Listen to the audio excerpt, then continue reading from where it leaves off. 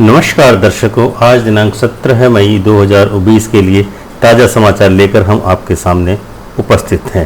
पहला समाचार आ रहा है पश्चिम बंगाल और मध्य प्रदेश में हुई आज की सड़क दुर्घटनाओं में, जिसमें 32 प्रवासी मजदूरों घायल हो गए हैं और 4 की मौत हो गई है।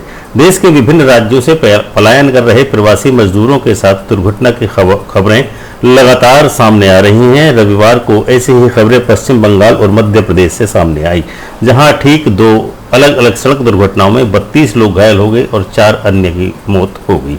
पहली घटना पश्चिम बंगाल की है, जहां जलपाईगुड़ी के धूपगुड़ी के पास रविवार सुबह एक बस के दुर्घटनाग्रस्त होने से बस में सवार 32 प्रवासी मजदूर घायल हो गए। सभी घायलों को जलपाईगुड़ी जिला अस्पताल में भर्ती कराया गया है। वहीं दूसरी ओर मध्य प्रदेश के बड़वानी जिले की है, जहां एक प्रवासी मजदूर, उसकी पत्नी और 2 अन्य लोगों की टैंकर से कुचलकर मौत हो गई है। चारों लोग महाराष्ट्र से इंदौर जा रहे थे। दूसरी खबर आ रही है, एक बहुत ही अच्छी खबर है, जिसमें कोरोना वैक्सीन का ट्रायल शुरू हो चुका है। कोरोना वायरस पर दुनिया को जल्द मिल सकती है अच्छी खबर, ऐसा अनुमान क्लिनिकल ट्रायल में लगाया गया है। WHO ने कहा है कि 8 वैक्सीन का क्लिनिकल ट्रायल जारी है। दुनिया भर में विकास के विभिन्न चरणों से गुजर रही हैं लगभग 110 वैक्सीन। कोरोना वायरस महामारी का पूरी दुनिया में प्रकोप जारी है। सभी देशों में इसकी वैक्सीन बनाने की कोशिशें की जा रही हैं। विश्व स्वास्थ्य संगठन WHO के आंकड़ों के अनुसार कोरोना वायरस से छुटकारा पाने के लिए कुल 8 वैक्सीन का क्लिनिकल ट्रायल शुरू किया जा चुका है, जो इस समय प्रोसेस में है।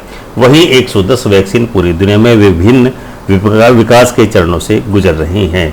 अब देखते हैं अगला अपडेट कौन सा आता है। आज का नेक्स्ट अपडेट उत्तर प्रदेश से आ रहा है। औरैया हादसे के बाद दिल्ली यूपी बॉर्डर पर रोके गए मजदूर पैदल मजदूर, प्रदेश में उनको प्रवेश की अनुमति नहीं दी जा रही है। औरैया में हुई दर्दनाक सड़क दुर्घटना के बाद मुख्यमंत्री योगी आदित्यनाथ जी के निर्देश पर दिल्ली यूपी बॉर्डर पर कई प्रवासी मजदूर रोक दिए गए हैं। शनिवार को मुख्यमंत्री योगी आदित्यनाथ ने कहा था कि किसी भी हाल में मजदूरों को पैदल अवैध या असुरक्षित यात्रा करते देखा गया तो संबंधित अधिकारियों पर कार्रवाई हो सकती है। इसके बाद रविवार सुबह गाजीपुर में दिल्ली यूपी बॉर्डर पर कई प्रवासी मजदूरों को रोक दिया गया। यूपी पुलिस उन्हें अपने क्षेत्र में घुसने नहीं दे रही है। इसी वजह से बॉर्डर पर काफी भीड़ जमा हो गई है। यूपी पुलिस के एक सब इंस्पेक्टर ने कहा है कि गाजीपुर में दिल्ली यूपी बॉर्डर पर भारी संख्या में मजदूर इकट्ठा हो गए हैं। हम उनसे ट्रेन और बसों के माध्यम से घर लौटने को कह रहे हैं, क्योंकि बिना वैध पास के राज्य में उत्तर प्रदेश में प्रवेश की अनुमति नहीं दी जाएगी। नेक्स्ट अपडेट रेलवे विभाग की तरफ से आ रहा है। रेल मंत्री पीयूष गोयल ने कहा है कि किसी भी जिले के लिए श्रमिक विशेष ट्रेन चलाने के लिए रेलवे विभाग तैयार है।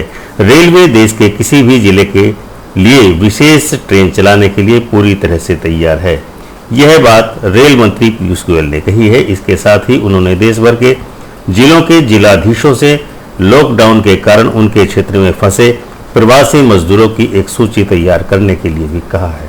उन्होंने कहा कि इस काम के लिए जिला अधिकारियों को राज्यों और रेलवे के दोनों को नोडल ऑफिसरों के साथ समन्वय स्थापित करना होगा।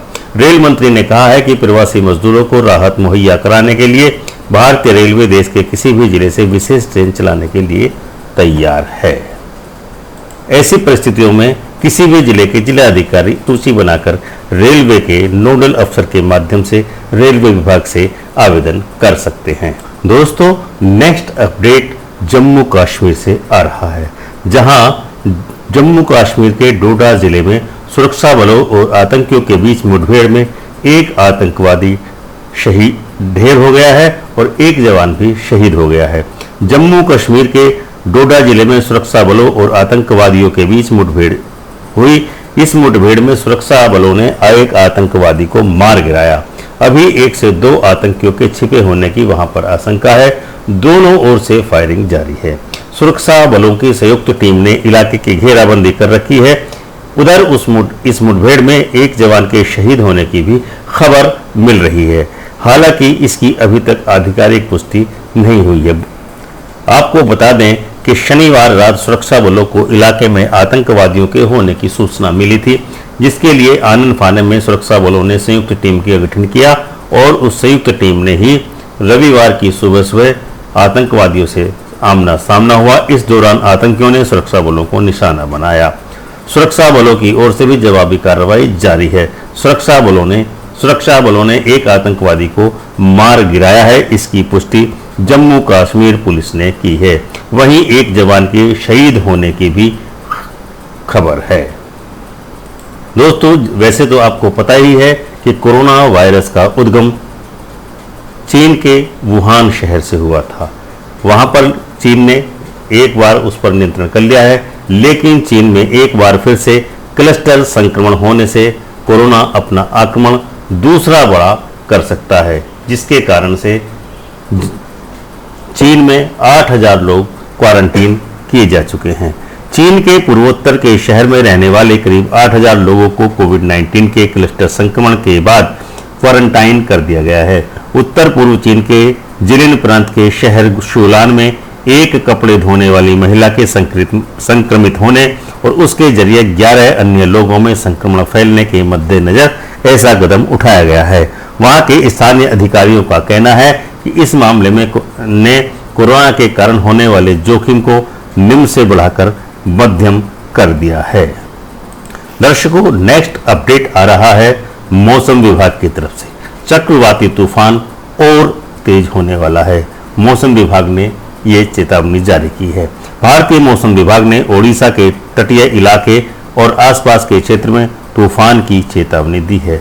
यह चेतावनी दक्षिण पूर्व बंगाल की खाड़ी में बीते कुछ घंटों के दौरान कम दबाव के क्षेत्र के तेजी से चक्रवाती तूफान में तब्दील होने के चलते दी गई है। सरकार ने मछुआरों को चेतावनी दी है कि वह 18 मई से लेकर के समुद्र में या उड़ीसा के समुद्री तटों पर न जाएं। पश्चिमी बंगाल के मछुआरों को भी चेतावनी दे दी गई है कि वे 18 से 21 मई के बीच बंगाल की खाड़ी या पश्चिम बंगाल उड़ीसा के तटवर्तीय क्षेत्रों में न जाएं।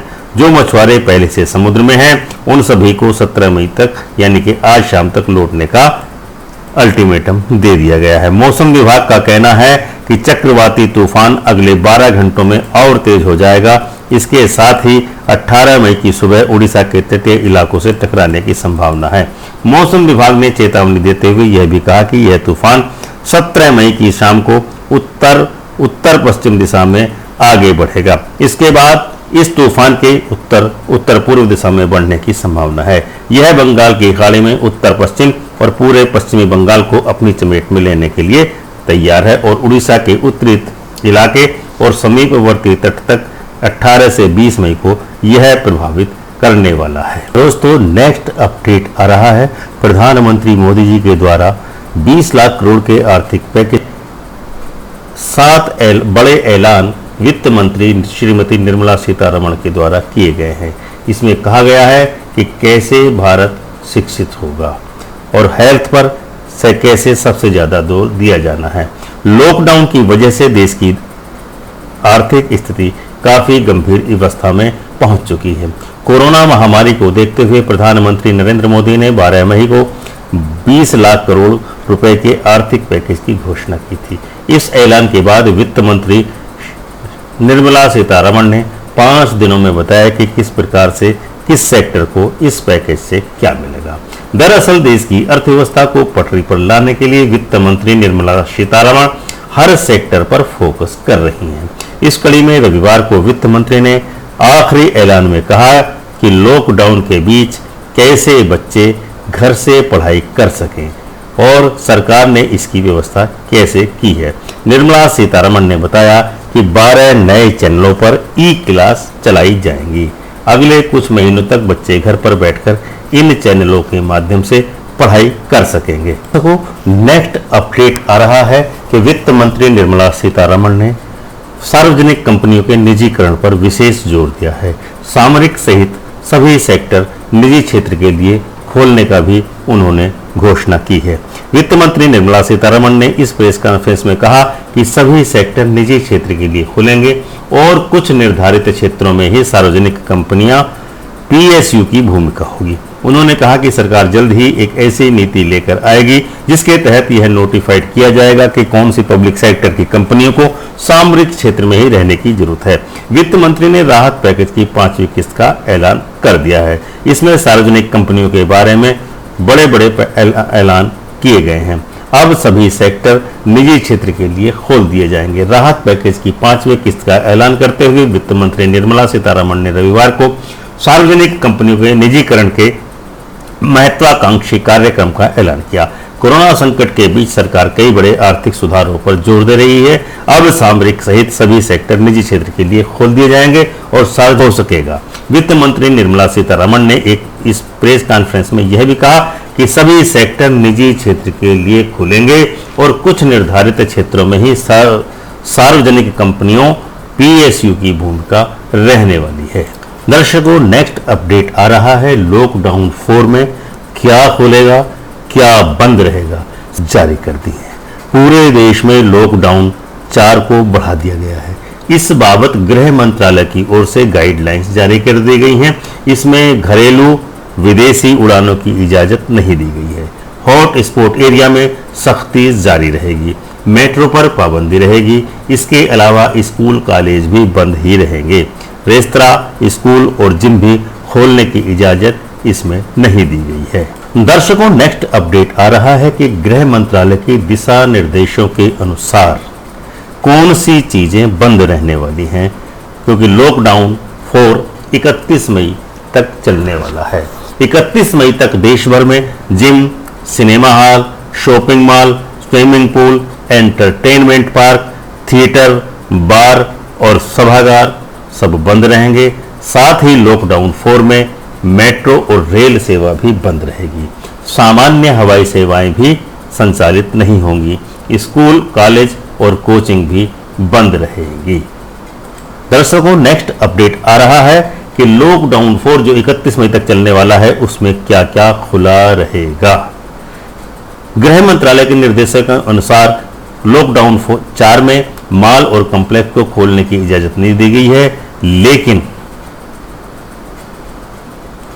स्पोर्ट्स कॉम्प्लेक्स और स्टेडियम बिना दर्शकों के साथ खोले जाएंगे। रेस्तरां, मिठाई की दुकानें खुलेंगी, लेकिन सिर्फ होम डिलीवरी की ही अनुमति होगी।